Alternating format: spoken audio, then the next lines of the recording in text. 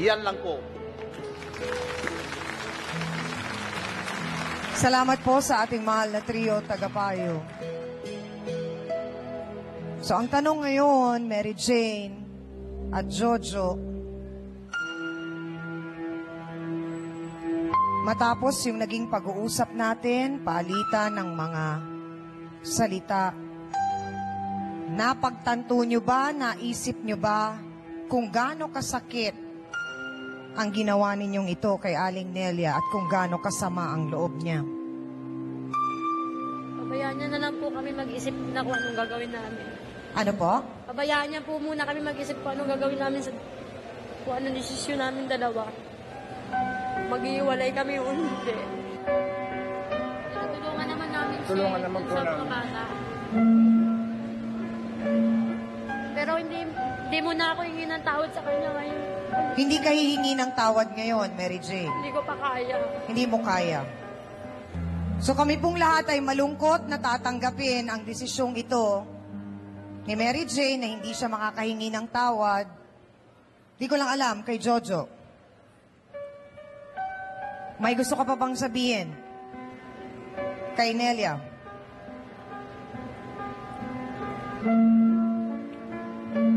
Kaya kung ano man ang nagawa ko, tawaran mo lang ako. Ano na sa akin mga Okay na sa akin yung total. Hindi naman ibang tao yung pinunta mo, kapatid ko naman.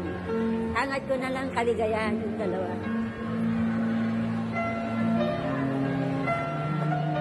Ganun na lang po. Maraming salamat po, Aling Nelia, dahil alam ko po kung gaano kasakit para sa inyo, pero mas pinili nyo pa rin pong patawarin si Mang Jojo.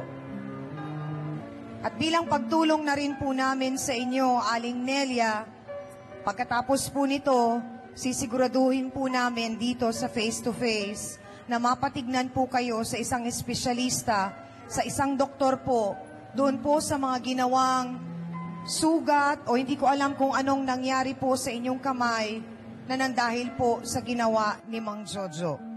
Maraming salamat po. Aminan na po tayo mga kapatid, mga ka-face-to-face. Importanteng aral na naman po ang ating natutunan. Kung noong tayo ay bata pa, ay pwede pang makipaghiraman ng laruan sa ating kapatid. Sa ating pong paglaki, ay ibang usapan naman po ang agawan ng minamahal. Mas masakit na ang kapatid ang maging karibal, kaya matuto sana tayong magpasintabi at rumispeto sa damdamin ng bawat isa. Huwag po nang makipagkumpetensya sa mismong kadugo po natin. May mga punto sa buhay na kailangan po tayong magdesisyon at lumaban. Pero siguruhin po nating tama ang ating pong ipinaglalaban. Hindi rin po kailangang magtapang-tapangan. Kung sa tao at batas ay wala kang takot, alalahanin mo na nanonood ang Diyos. May batas ang kalangitan na dapat nating katakutan, sundin at pahalagahan. At ako, naniniwala rin na darating ang araw, mga kapatid, makakaharap natin ang Diyos ng face-to-face. At siguraduhin ninyong makakasagot kayo sa mga katanungan niya. At para po sa ating face-to-face, heart-to-heart thought for the day, kahit bali-balik na rin ang mundo, ang kapatid ay hindi mababago o mapapalitan. Kaya huwag sanang mapatid ang turo ng ating mga magulang na tayo'y magmahalan, magpakailanman. Maraming salamat po sa inyong lahat sa pagtutok nyo pa rin araw-araw sa face-to-face. Thank you mga kapatid at salamat din sa aking co-host na si Hans Martel. Salamat Dance Squad. Sa ating mga bouncers, B1 at B2. Sa ating pong pinakamamahal na trio, Tagapayo. Sa ating din pong mga sausawero at sausawera.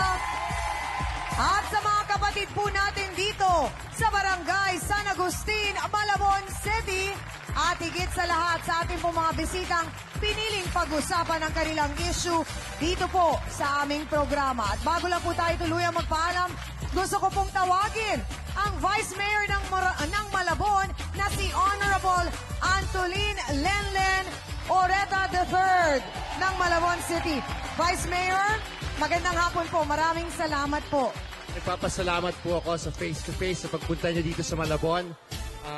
Meron po akong regalo sa inyo galing po sa isang barangay namin dito sa Barangay Potrero. Gawa po yan dito. Napakaganda naman. Opo. Mabuhay ang mga taga-barangay Potrero po. Potrero. At maraming salamat sa mga kapatid natin sa Malabon. Thank you very much din po, Vice Mayor Lenlen. At dahil dyan, dahil nga kami nakarating na dito sa inyong lugar, ibibigay namin sa inyo ang aming face-to-face flag bilang pagpapatunay na kami nakarating na dito. At higit sa lahat, meron din po kayong t-shirt mula sa amin na nakalagay na Certified Sausawero. Para po sa inyo yan. Muli, maraming salamat po. Maraming salamat po. At syempre, nice din po namin pasalamatan si Honorable Tito S. Oreta, ang kanila pong City Mayor. Maraming salamat din po sa Barangay Chairman nilang si Gary Bernardo. Dito po yan sa San Agustin, Malabon City. Kay Miss Clea Nava, ang Executive Secretary from the Office of the Vice Mayor. Engineer Ruth Senaida, GSO Officer. Miss Jing Vasquez of Mayor's Office. At mga kapatid, kasausawan, abangan po ninyo kami sa susunod naming paglusob sa inyong barangay. Pag-uusapan at susolusyonan po natin ang mga problema, one barangay at a time. Muli, mula po dito sa Malabon City, ako po muli ang inyong pambansang kapitana, ang inyong Chang Ami, na hindi magsasawa at laging magpapaalala sa inyo na ang problema pwede mong tawanan, pero hindi mo yan dapat talikuran. Kaya kung may problema ka, harapin mo, pag-usapan natin yan.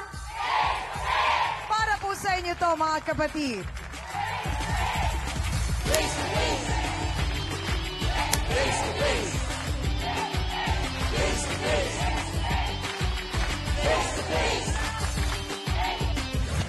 Ngayong Lunes, masama daw ang kutob niya sa tamad at lasinggerang madrasta. Unang tingin ko pa lang po sa kanya, hindi po siya dapat sa magulang ko. Putak ng putak, putak pera. Hindi ka niya tinutulungan sa bahay? Ang sagot niya sa akin, wala kang karapatang mag-utos sa akin, anak ka lang ng asawa ko. Paano ba sila kasi makikinig sa kanya? Maya-maya utang. Ayaw ko po talaga sa kanya. May ibubunyag din ng bunsong anak ng kinakasama. Ngayon ko lang po itong tatapat yun. Nagkaharap po yung tatay ko. Mali may nangyari po sa akin.